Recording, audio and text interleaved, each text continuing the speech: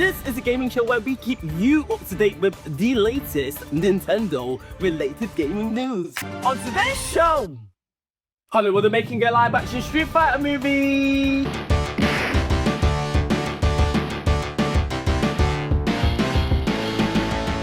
It's just the more news that I hear about this movie, the more scared I'm getting. And I like Street Fighter.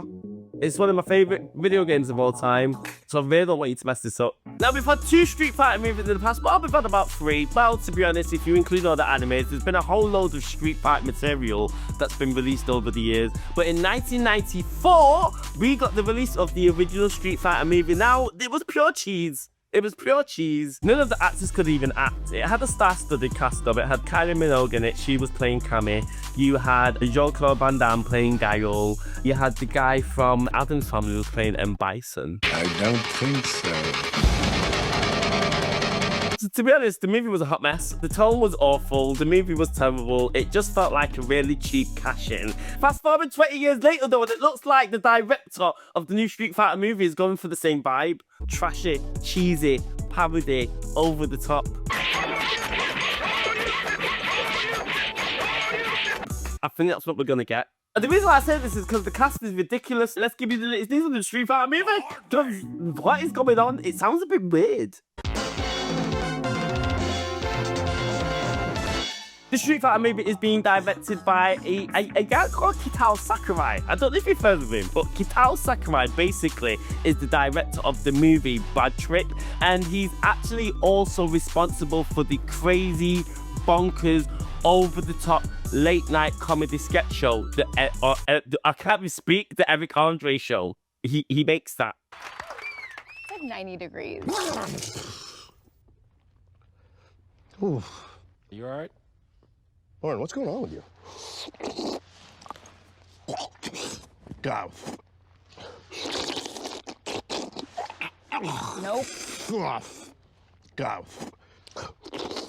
Nope. Does he actually have the credentials to put together one of the most iconic, influential video game franchises of all time into movie form? I don't know. So I'm a bit concerned. I don't know. My head's all over the place. I'm a bit concerned for the tone of this movie because I'm not quite sure what they're going for. Well, I think I do. It's going to be a comedy. It's going to be a slapstick, totally over-the-top parody of the Street Fighter franchise. It is.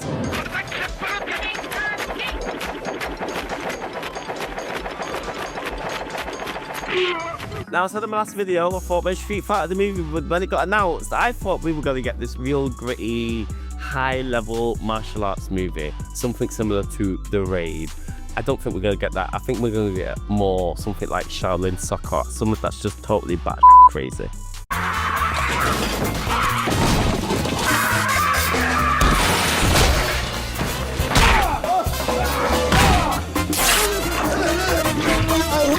His work suggests that he might not know what he's doing.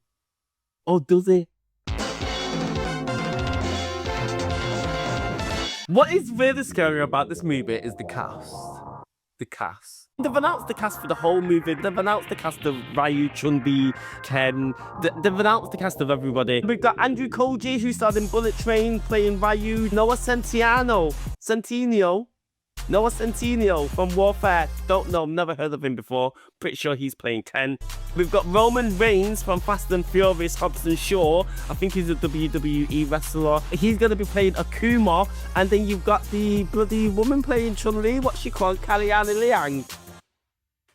Now, we all know that Jason Momoa has been cast into the movie. But who's he going to play Street Fighter? Now, but before this, I speculated that Jason Momoa would be playing Zangief. Kind of makes sense.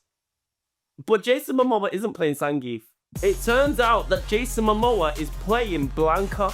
Don't know if I'm sold on this casting choice. Yeah, Jason Momoa is playing Blanka. Don't know how I feel.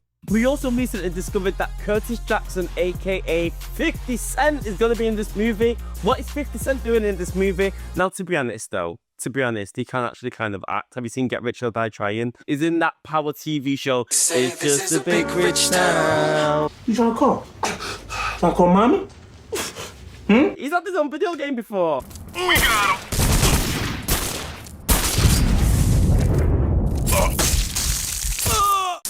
50 Cent can kind of act, do you know what I mean? 50 Cent's kind of the hench. If he gets in the gym, I can actually kind of imagine him embodying the spirit of Balrog, and it might actually, that could be a good casting choice.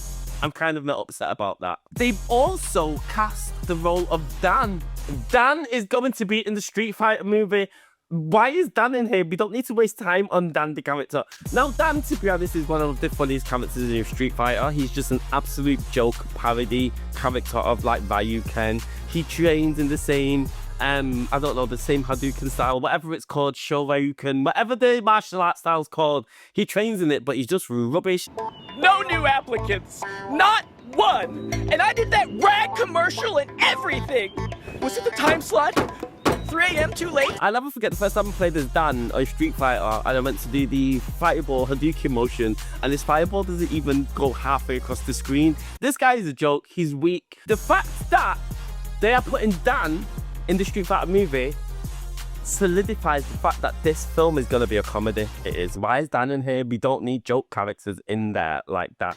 They also cast Vega. Now, Vega is one of my favorite characters in Street Fighter. He is. He just screams elegance. I just love how superficial he is. I love how he's just like that fight scene in Street Fighter, the animated movie with Chun-Li versus Vega. One of the best fights I've ever seen in a cartoon. It was absolutely incredible. I'll never forget when Chun-Li just picked up the sofa and dashed it in his face. You bitch, I'll make you suffer! You bitch, I'll make you suffer!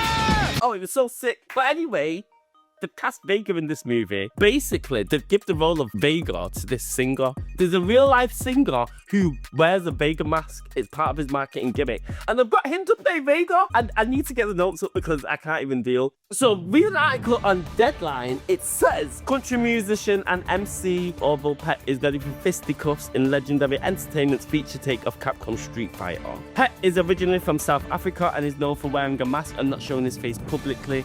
He released his debut album, Pwn It. If you want it, let's do it. Sorry, they've got a country singer playing Vega. I genuinely don't know what's going on with this movie. Do you know what I do like it though? I like the fact that they've found somebody who has this kind of gimmick with the mask on. Like, it's so, this film is going to be stupid. It's going to be silly. It is. It's a bit of a mix. This cast is a mix. Wrestlers, singers, rappers, actors, martial artists, and comedians. I don't know what's going on. Is this the movie that you're making? Is this the movie that you're making? Only time we'll tell whether Street Fighter the movie will be any good, and to be honest, I'm looking forward to it.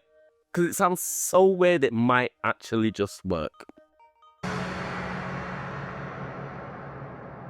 And Nintendo also finally gave us a release date for Drag and Drive, Drag X Drive, Drag Drive, whatever it's called, however you pronounce it. Nintendo's finally given us a release date for it, and I am super happy. Drag and Drive, the new 3-on-3 sports basketball wheelchair game coming from Nintendo, where you use dual mouse controls to control your player, looks absolutely fantastic. It doesn't look fantastic, it just looks very Nintendo. Now, this game doesn't look like the most exciting, incredible game ever. Do you know what I mean? I'm just intrigued by its dual mouse control input method. I just want to play it just for that. But I did say the other day, like, the game looks a bit dead. It looks a bit grey. It looks a bit basic. It looks a bit simple. It doesn't look like Nintendo are giving us any extra game modes or features or new ways to play or anything like that. It just looks like a 3-on-3 basketball game. It doesn't look like there's going to be any more extra modes to this. But it's reflected in the price. So thank you, Nintendo. Yes, Nintendo have announced that Drag and Drive will be launching at a discounted price of, I think it's $16.99. Bargain. More games like this, please, Nintendo. More quirky, offbeat, experimental games at cheap pricing that's not going to broke my pocket. More of that, please. Yes, Nintendo announced on their Nintendo Today at last week, to be honest. It's old news. But they did announce that Drag Drive will be launching on the Nintendo Switch 2 on August the 14th. And it isn't launching physical, it's digital only. Don't really have much more to say on this. I do want to buy it, I do want to give it a go. And I'm just glad for that cheaper price point, Nintendo. Because I'm not going to lie, if you'd come out with $29.99, I would have been upset. But at this price, it's okay.